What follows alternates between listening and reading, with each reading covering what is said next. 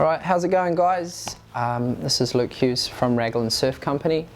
New Zealand Surf Journal have asked me to run down a few fin dynamics today, hopefully to help your buying experience easier and ultimately get you out there surfing the right fin to complement your board and help your surfing to move forward.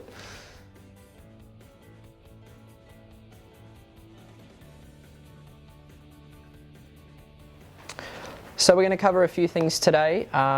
Some things that people have asked are fin size, how do I determine which one's the best, what style of fin is going to be the best, do I look at a quad versus a thruster, some of those questions that tend to be a little bit more known about by professional salespeople or surfboard shapers themselves. So some of the basic things, or one of the most basic things that people look at is just sheer size of a fin. Nowadays fins are broken down quite simply into size, small, medium, large being an example. I've got a range of FCS fins here for you to use as examples today. There are other fin systems out there such as Futures, Captain Fin Co, things like that. I'm using FCS today as an example, but those brands and fin products are obviously just as good. So yeah, a basic way to look at fins to start off with is size. Small, medium, large, 3 different sizing options. Pretty much you break those down into your personal size and stature. Small is going to cater for the smaller, younger kids. They do have extra small and grom sizes.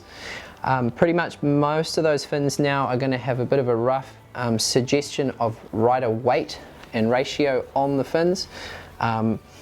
Me personally, I'm about 65-ish kgs depending on what I'm doing. I tend to ride a medium size fin. So from there you can look at different shapes of the fin or actual design of the fin. A basic one is a more upright fin. An option there from FCS is what they call the reactor.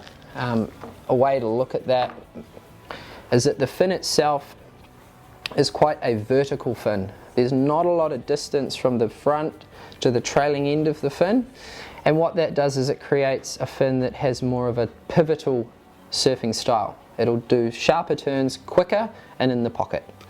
If you were to compare that to something like the FCS Carver or the Mick Fanning, you've got a lot more surface area from front to back of the fin. What that does, you've got more surface area, more area for the water to travel across. Essentially it's going to elongate your turning radius.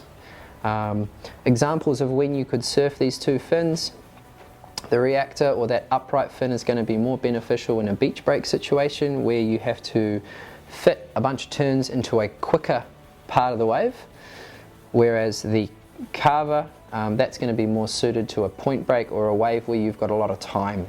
Waves like here in Raglan, we have a luxury where we can take off, you can take a high line, build your speed up, drop down, you can drag out that bottom turn nice and elongated. We've got a lot of time on the wave, so that's where something with more surface area, or rake as they call it, is going to be of benefit. Alright guys, so that was a bit of a rundown on some fin options today.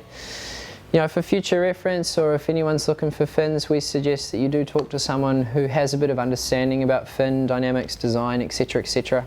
Yes, you can go out there and just buy a fin willy-nilly, but for us, if you're going to go and get the right set of fins, you want to look at yourself personally, the board you're riding, where are you riding that fin, what do you want that fin to do in the big picture. You're buying something new, so there's obviously a reason behind it. So talk to someone who knows what they're doing. Make sure that you consider your options, be honest and give a bit of a rundown of how your surfing's going, where you want to get to, and if that person knows what they're talking about, hopefully they'll give you the right service and you'll get the fin to match. Cheers guys.